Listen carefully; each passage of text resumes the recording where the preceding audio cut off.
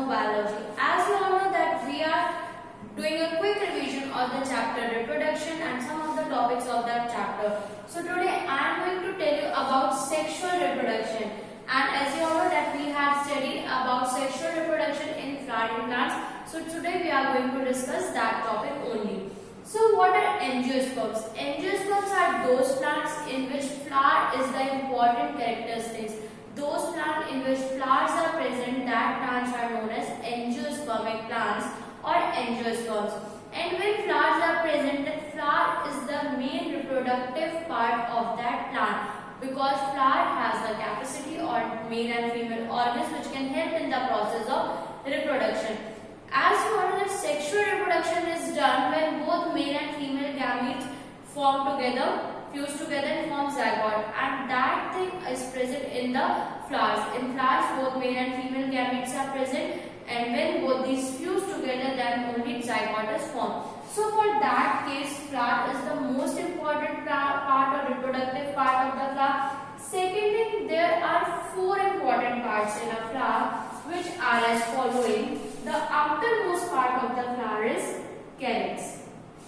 Calyx is the green part of the flower which is present in the bottom of the flower, and that is responsible for the protection of flower when it is in its bud stage. When the flower is in bud condition, then calyx helps to protect it. Next part is corolla. Corolla is the colorful part of the flower. Corolla is the main part of the flower, and its function is to attract insects for pollination. Insects are attracted towards flower by seeing this corolla, and both these parts are considered as non-essential parts. Why? Because they are helpful for the flower, but they both are not required for the process of reproduction. They have no importance from the reproduction perspective. That is why these are non-essential part of the flower. The unit of calyx is sepals and the unit of corolla is petals. So this is about calyx and corolla. Now third part of the flower is androecium. Androecium is the male reproductive part of the flower. The male organ or the male reproductive organ is androecium, and the unit of androecium is stamen. And last, the fourth part is gynoecium. It is the female reproductive part of the flower, and the unit of gynoecium is carpel or pistil.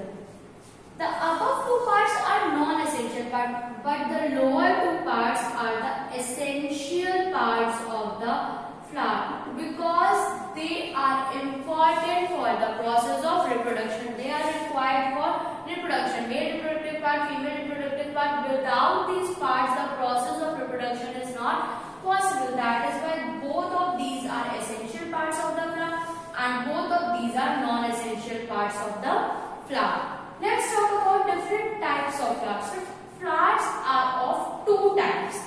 The first type is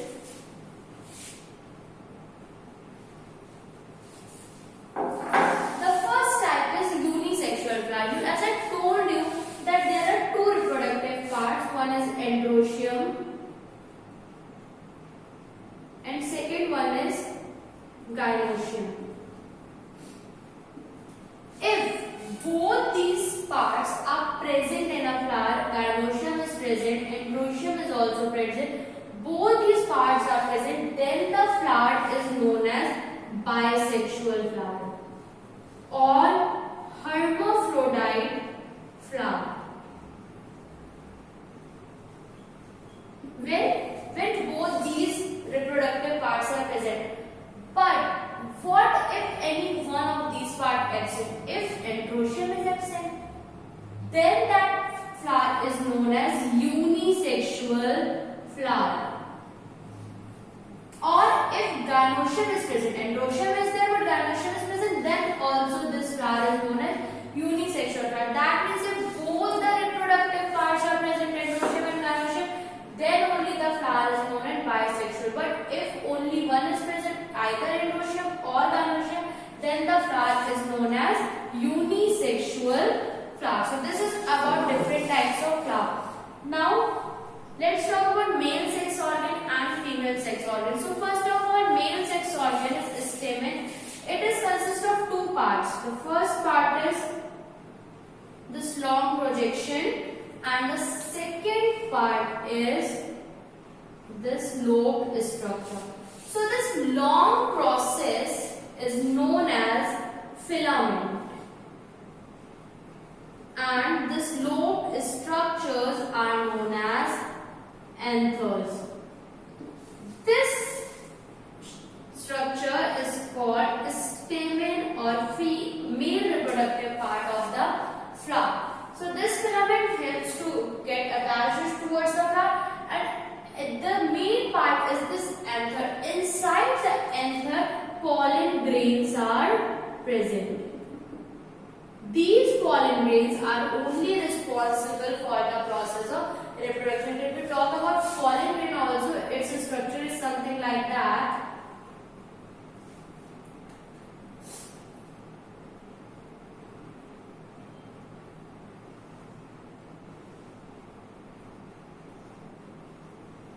It consists of two layers. The inner layer is known as intine and the outer layer is known as exine. The inner layer is thick in nature, but the outer layer is inner layer is thin in nature, but the outer layer is thick in nature. And exine is not continuous. It has small pores. These pores are known as germ pores. And inside it, two nucleus are present. One is generative nucleus and other one is tube nucleus. So this structure, this pollen grain is present inside this anther. And when this pollen grain goes towards the female ovule, then only reproduction takes place. So this is about stamen. Now let's talk about female reproductive part. And the female sex organ is carpel or pistil. The structure of it is something like that.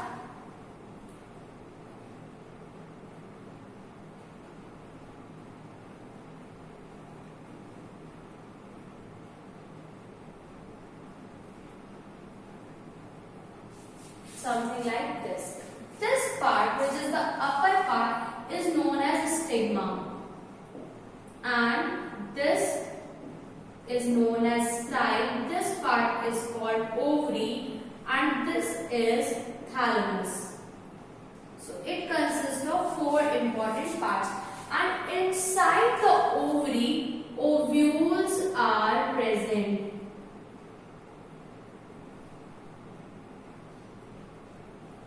Inside the ovary, these ovules are present.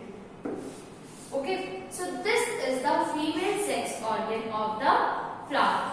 Now, let's talk about pollination. What is pollination? Pollination means transfer of pollen grains from anthers to stigma. The pollen grains which are present inside the anthers has to go towards stigma. And when they come there, they stick on the portion of this, and after that they penetrate it and goes towards the ovule. Inside the ovule, embryo sac is present, they go towards them, and then only fertilization takes place. So this transference which occurs from anthers to stigma, pollen grains which are present inside the anthers has to go towards the stigma. This process is called pollination. This pollination can be done by two types: self-pollination or cross-pollination. Self-pollination is done when the pollination is done by itself. There is no other organism is required. When the pollination is done between the flower of the same flower. That means if the anther is of that same flower and ovary is also of the same flower. When pollination is done between the same flower, then that pollination is known as self-pollination, because pollen grain can easily go towards the stigma of the same flower, because both of them are present in the same flower. But when it is done between the different flower of the same plant or different flower of the different plant, then that pollination is known as